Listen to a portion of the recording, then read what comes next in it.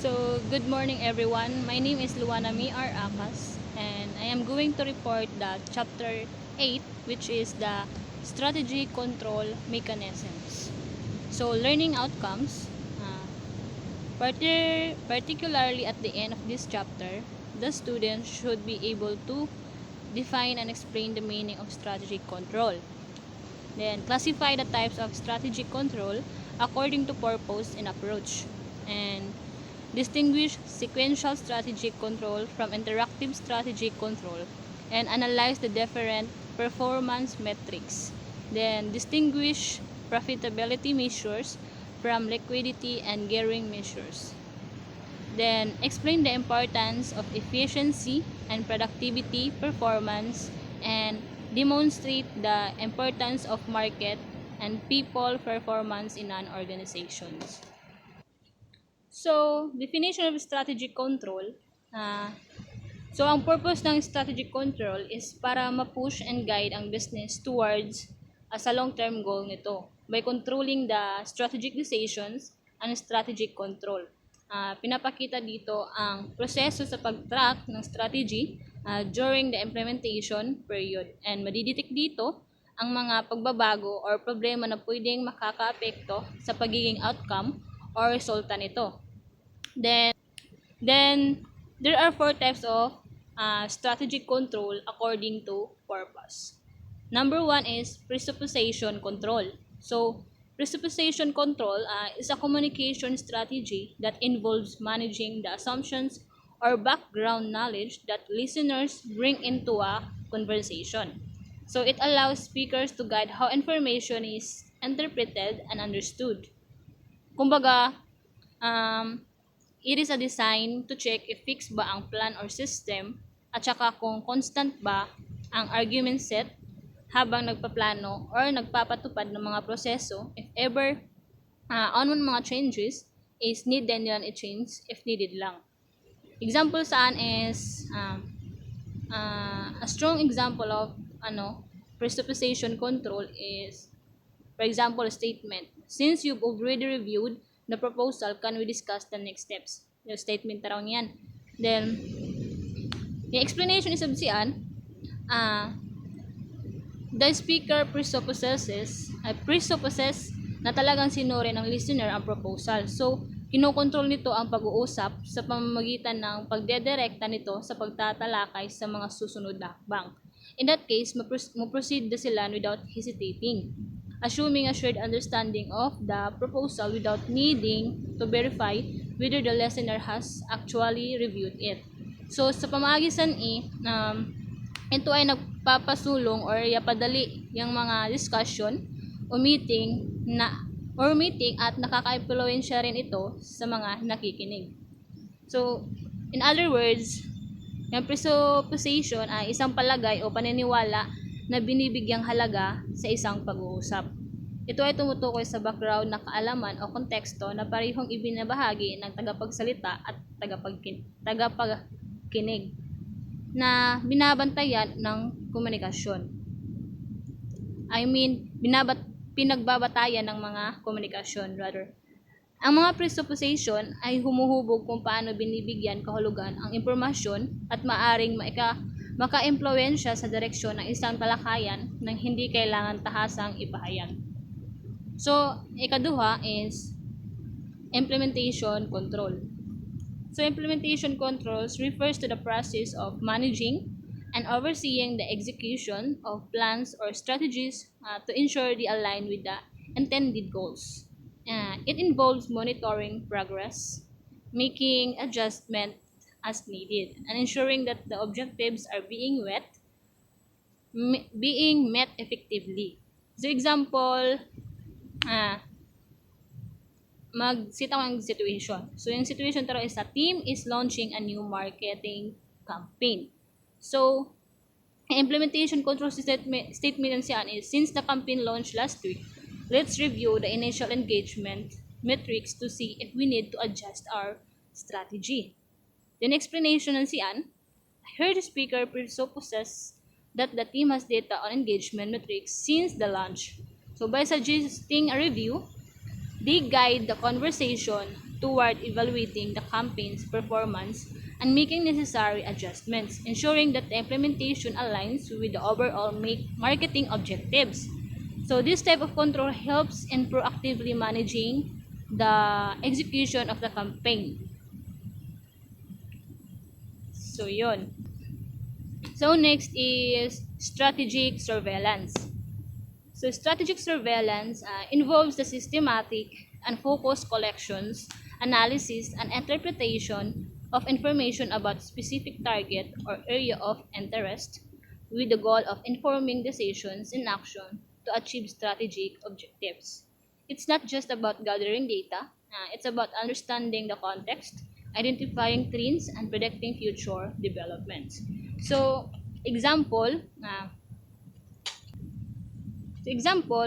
uh, imagine you're playing a game of chess. Strategic surveillance is like studying your opponent's moves, figuring out their strategy, and planning your own moves accordingly.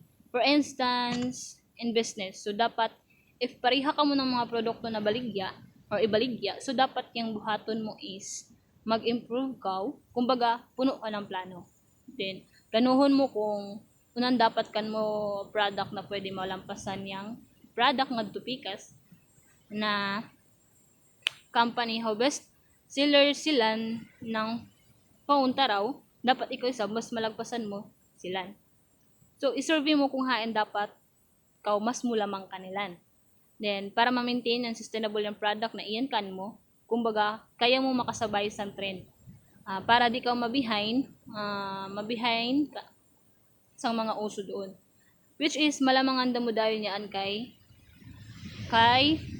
kasabay ko man sa trend na amo yang uso.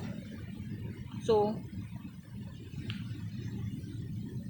kay tungod malampasan mo silang sian kay tungod kan mo mga pamaagi nawa kanilan, so mas musikat yang kan mo product. So dapat para ma-improve pa yang kan mo mga product is magpuno ko gay dapat na plano. Daunan yang mas better na i-launch na product na para mas malamangan mo yang pikas company. For instance, mag-survey ka, daunan yang mas unan yang wa kanilan na pwede mo ikuan sa kan mo negosyo. Pwede mo idagdag para mas malamangan mo sila. So, it's about gathering information also, analyzing it, and using that knowledge to make better decisions. It's like having a secret advantage by knowing what your competitors, rivals, or even potential threats are doing. Kumbaga dapat sayod ka kung unan ingkabato mo sa kalaban mo. Na anay unhon nilang pagpatumbakan mo is di ka matumba kay tungod bagasay dayang iagian mo na knowledge pagabot sa strategic surveillance. Kumbaga ya katanom da ka bagas dayang kan mo ya pundo. Anay bisan pa unan ibato nilang kan mo di da ka basta-basta maguba. So, daigdakan mo pamaagi para mas stable yang business mo na ma-maintain ngini and then para patok isab sang mga utar or patok sang masa.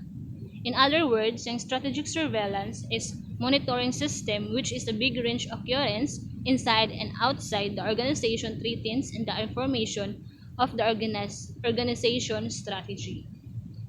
So last, the vigilance control. Vigilance control is like having a watchful eye on your digital assets, constantly looking for signs of trouble and taking action to protect them. It's about being proactive and prepared, not just reacting after something bad happens. So, example, magtaka ko ng situation. Example is, imagine mo you're a small business owner with an online store. So, you implement vigilance control measure to protect your website and customer data.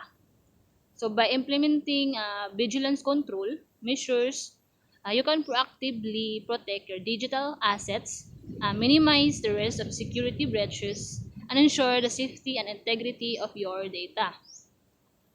So, types ng strategic according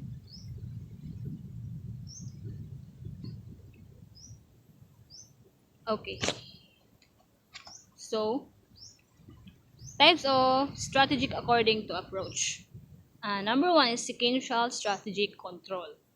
Sequential strategy control is a traditional approach to monitoring and managing a company's strategy.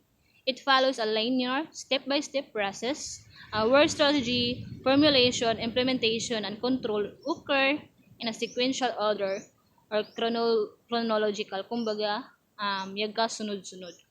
So examples and let's say a company wants to increase its market share in a specific region.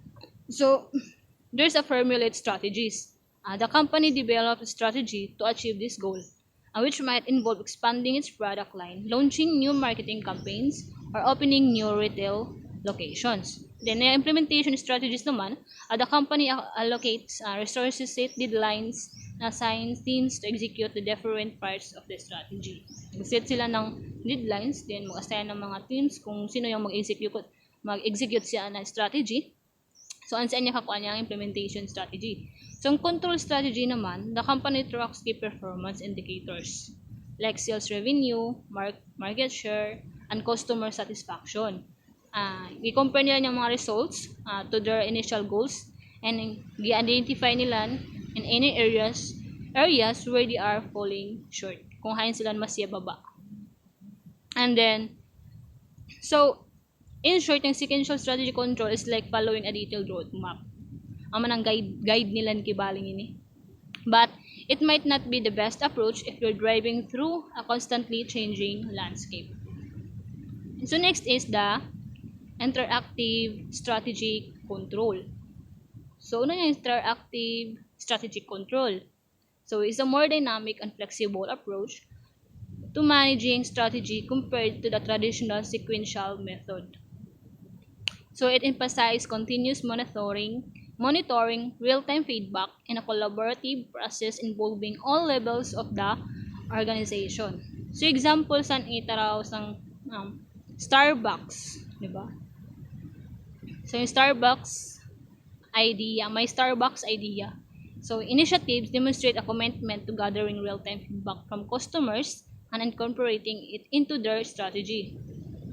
So, yung their mobile app nila is my Starbucks. Then, further facilitates this interaction and allows continuous monitoring of customer preferences. So, their green initiatives driven by customer demand for sustainability also exemplify a responsive approach to changing market conditions. Yung key differences ng sequential strategy control. Sequential mga is na formulate strategy and implement and control and then adjust based on feedback. Then yung interactive mga is continuously monitor. Gina-monitor na niyang kita kibali ng kanilang negosyo. Gina-check gayud naan. Then provide real-time feedback and adjust strategy as needed. Kung ang kinahanglan mga i-adjust din nila as needed sa bagaw. So in essence, interactive strategy control is like navigating a dynamic environment, constantly adjusting your course based on new information and feedback. So it's a more agile and responsive approach to managing strategy in today's complex and rapidly changing world. So yan time leaks isa. So, ano tawag nato na time leaks? Yung time leaks is referred to those moments or activities that steal away your time. Kumbaga man yung time leaks is yung sayang niya oras mo ba sa mga butang naway kapuslanan. So, without providing any real value or contributing to your goals, there are like small holes in your time pocket, letting precious minutes and hours drain away unnoticed. Na wala ka makabantay na sus yung oras mo kadi is spend mo lang sa mga butang na way kapuslanan na which is dili ka mo kita. Yang something sa ang time leaks. Yung feedback strategy control, feedback strategy control is a more dynamic and responsive approach to managing strategy compared to the traditional sequential method. So it involves continuously monitoring performance, gathering feedback, and making adjustment to the strategy as needed. Think of it as a constant feedback loop where you're constantly learning, adapting, and improving. For example, Google approach to performance management focuses on ongoing feedback and goal setting rather than traditional annual reviews. So this allows for continuous monitoring of progress and adjustment to individual and company goals. So yung key factors for Google success, sa mga shifting focus to the individual, personalized feedback and goal setting help employees develop their skills and contribute more effectively to the company's success. Then ongoing feedback paired with goal setting, this approach allows for continuous improvement and ensure that individual goals align with with the company objectives. Then consistent recognition as a great place to work. Google's focus on employee development and feedback contributes to its reputation as a desirable employer. So yung key differences isab nila sa sequential strategy control and sequential formulate strategy, implement control, and then adjust based on feedback isab. Then yung feedback is continuously monitor, gather feedback, analyze, and adjust strategy as needed. And then in essence, feedback strategy control is like driving with a GPS system that constantly updates your route based on real-time traffic conditions. It's a more agile and responsive approach to managing strategy in today's complex and rapidly changing world. So, in summary, competitive organizations implement strategic control that is greatly dependent on the purpose of the organization and the approach that it intends to adopt. As such, organizations are able to streamline its processes, ensure the attainment of its goals and objectives that contributing to financial viability and sustainability.